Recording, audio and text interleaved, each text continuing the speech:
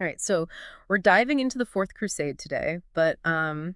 not the typical story you hear about knights and valor and all that. Right. We're looking at the economic forces at play Interesting. and honestly getting ready to be surprised Okay. because we're going to find out how this crusade was basically hijacked Hmm. by a blind 90-year-old Doge Oh, wow. and turned into Venice's ticket to becoming a maritime superpower. Well, that's not the story I remember. Right. It's pretty incredible. So to help us navigate all of this, we have with us an expert in medieval trade and power dynamics. Hello. Welcome. I'm really looking forward to this. Thanks for having me. Absolutely. Okay, so picture this. You're in the Mediterranean, Okay. late 12th century bustling world of trade routes, competing empires, all that. Yeah. The Pope calls for a crusade to reclaim Jerusalem. Seems like it's all about religious fervor. Yeah, you'd think so. But the Crusaders have a problem. What's that? They need ships. Of course. Yeah. And ships mean money. Big money. And that is where Venice and this Doge Enrico Dandolo come in. Ah, yes, Dandolo, fascinating character. I mean, this guy couldn't see his dinner, let alone the future of global trade, but somehow Right. he had this vision for Venice. He did. He had big ambition. And he saw the crusade as an opportunity. Very interesting. So tell me, what's Dandolo's play here? Well, he was a master strategist. Okay. He saw that the Crusaders needed Venice, Yeah. just as much as Venice could benefit from the Crusaders. Okay, so he's got leverage. Exactly. What does he do with it? He offers them ships and financing.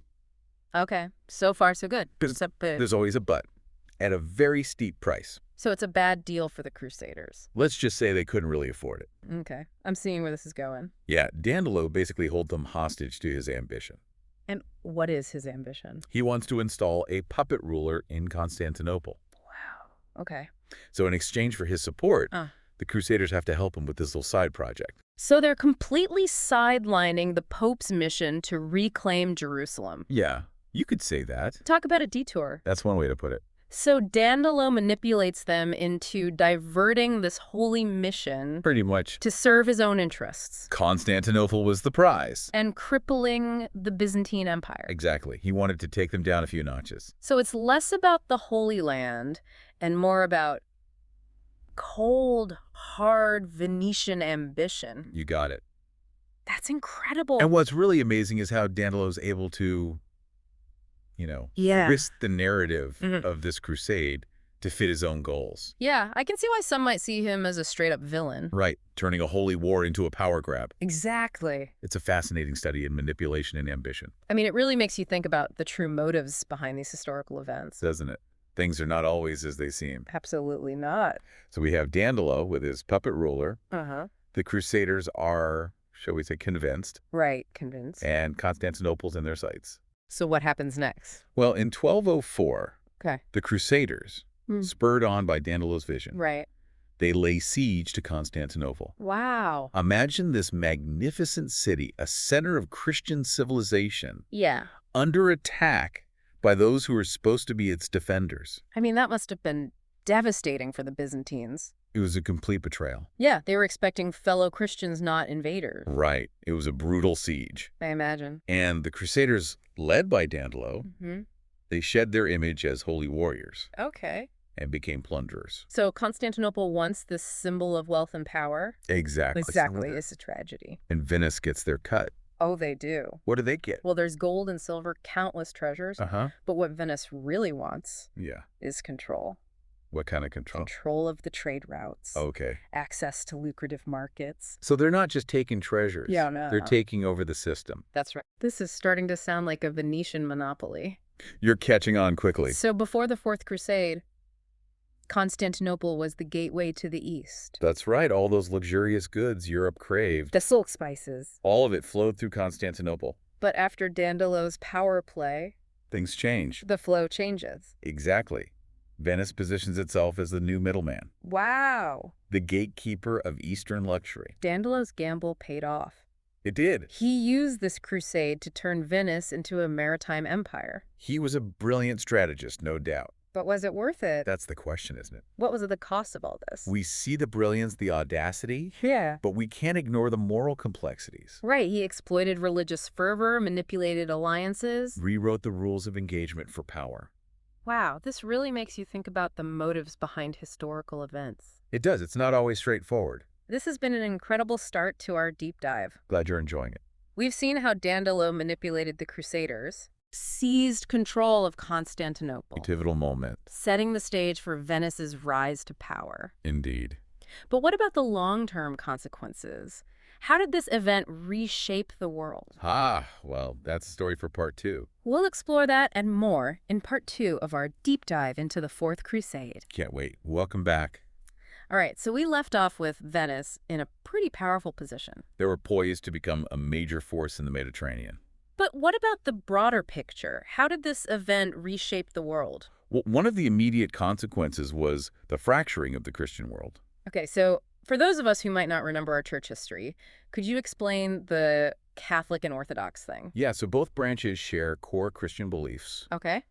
but they diverged centuries earlier over theological and political differences. Right. So this sack of Constantinople, Yeah. orchestrated by Catholic crusaders, Mm-hmm. it was a huge betrayal for the Orthodox world. Oh, I see. Really intensified existing tensions. Oh, wow. And honestly, the mistrust lingered for centuries. So it wasn't just about loot and trade route. No. This had serious religious and cultural implications. Absolutely. And it went beyond religious divides, too. Okay, how so? The fall of Constantinople shifted the balance of power in the region. In what way? Well, it paved the way for the rise of the Ottoman Empire, Ah, the Ottomans, right? a Muslim power that would eventually conquer Constantinople in 1453. So Dandolo's actions had ripple effects for centuries. Yeah, you could definitely say that. Talk about unintended consequences. It's a reminder that even events that seem isolated can have massive, far-reaching impacts. Okay, so we've talked about the fallout for the Byzantine Empire and the Christian world, but what about the Crusaders themselves? That's a great question. How did they grapple with the aftermath of their actions? Well, some clung to the religious justifications, Yeah. rationalized their actions as God's will. But I suspect many wrestled with guilt and disillusionment. I mean, imagine setting out on this holy mission to liberate Jerusalem, and you end up sacking a Christian city. Right. For Venetian ambition, no less. That's a pretty jarring contrast. Yeah, the clash between their initial intentions and the brutality of their actions. Must have been heavy to bear. For sure. Are there any accounts that give us insights into their struggles? That would be interesting to see. Most of the surviving accounts focus on the military and political stuff. Okay. But you can find hints of unease Okay. in personal letters and chronicles, Interesting. whispers of doubt and regret. About the methods they used? It's like the Fourth Crusade exposed the hypocrisy of the crusading ideal itself, Yeah, I see that. showed how easily religious fervor could be manipulated. For personal gain. Makes you question the true motivations behind any war or conflict. Right. Are we really seeing the full picture? Exactly. Are there hidden agendas at play? It's like history is telling us to be more critical, I think so. to look beyond the surface Yeah. and question the motives of those in power. Absolutely. That's a valuable lesson. So as we move from the 13th century to the 21st, what parallels do you see? How does this story of Venetian ambition and crusader manipulation resonate with the world we live in today? Well, in Dandolo's time, it was control over trade routes, Uh-huh.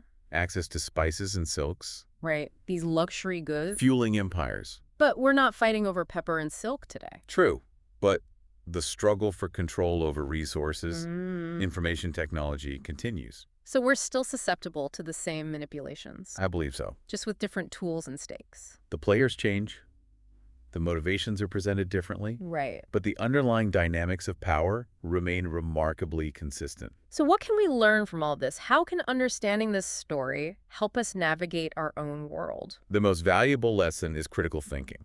Oh, Don't take things at face value. question motives. Look for those hidden agendas. Skepticism is key. For understanding not just history, but current events. It's a muscle we need to exercise. We're bombarded with information narratives, interpretations. Right. Develop the ability to sift through it all Discern fact from spin. and understand the power dynamics. This is reminding me of something you said earlier about how the Fourth Crusade exposed the hypocrisy of the crusading ideal. Makes me wonder, are there any modern-day crusades that we might be falling for? That's a great question. Where are we being sold a narrative that maybe doesn't hold up? Where do we see justifications for actions that might be masking other motives. Right. Causes we support that might be entangled with less than noble goals. It's a challenge to constantly question and scrutinize, It is. but it also feels empowering. Right. By learning from the mistakes of the past, understanding the patterns, we can become more discerning, more critical thinkers. Better equipped to navigate our own time. This deep dive has been truly eye-opening. Glad to hear it. You've given me a completely new understanding of the Fourth Crusade, one that goes way beyond the typical stories. We tried to go a bit deeper. We explored the Venetian power play, the moral dilemmas, the consequences, and even the parallels to our own world. It's a story that keeps on giving. And I think there's one final aspect that deserves our attention: the legacy of Enrico Dandolo himself. Ah, yes, the man who orchestrated it all. We've discussed his strategies, his ambition, but how is he ultimately remembered? Hero or villain? We'll delve into that in the final part of our deep dive into the Fourth Crusade.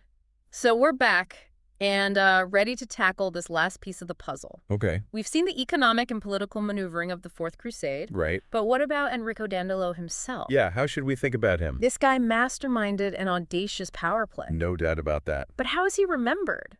Well, it's a complicated legacy. Okay. In Venice, he's pretty much a hero, Okay. a symbol of their ambition and maritime power. I can see that. If you go to Piazza San Marco today, Yeah? you'll find statues and paintings Uh-huh. depicting him as this wise and resolute leader. So he's like their George Washington, Yeah, kind of a founding father figure. who led them to greatness. He's seen as the architect of their golden age, Okay. a shrewd strategist who secured their dominance. But outside of Venice, Things are a little different. yeah, I imagine sacking Constantinople. Right. Doesn't exactly make you a saint. Not really. For many, he represents this ruthless pursuit of power, Okay. a man who exploited religious zeal and betrayed allies. To advance his own agenda. Exactly a reminder that history is written by the victors, That's a good point. and that the line between hero and villain can be pretty blurry. Especially when ambition and self-interest are involved. It's amazing how one man can evoke such different interpretations. It really is. Speaks to the subjectivity of history. And how our perspectives shape how we view the past. Exactly. We have to think critically about the figures we celebrate Yeah, the stories we tell. and the legacies they leave behind. History's rarely black and white. It's full of shades of gray. Right. Individuals driven by complex motivations. We should be wary of simplistic narratives. Look for the nuances. Acknowledge that even those we admire, Mm-hmm. they might have flaws. Right. Their actions can have unintended consequences. It's about embracing the messy truth of the past. And using that to inform our present. Well said. So as we wrap up our deep dive into the Fourth Crusade, what's the one enduring legacy, the key takeaway you want our listeners to remember? I think it's this. Power, ambition, economic forces. Okay. These are enduring themes Mhm. that have shaped human history. From millennia. Whether it's Venice in the 13th century Right. or the competition for resources and influence today. We're still dealing with these same dynamics. Absolutely, they play out on the world stage. Often in subtle and unexpected ways. We need to be aware of these forces Understand how they operate, and be critical of the narratives we're given. especially when powerful interests are at play. The Fourth Crusade, with all its complexity, Or the moral ambiguity. is a valuable lesson in critical thinking. A lesson that's still relevant today. Absolutely. This deep dive has been a journey. I'm glad you think so. You've given me a much deeper understanding of the Fourth Crusade, one that goes beyond those simple narratives. We tried to dig a little deeper. And remember, history is not just facts and figures, Right, it's a living tapestry. woven from countless perspectives. Interpretations and new discoveries. So to our listener, keep exploring, keep questioning. Keep diving deep. You never know what insights you might find. Until our next deep dive, keep those thinking caps on. I like that. And remember, history's not just about the past. That's right. It's about understanding the forces that shape our world, The patterns that repeat the lessons we can learn. to navigate the present and build a better future. Couldn't have said it better myself.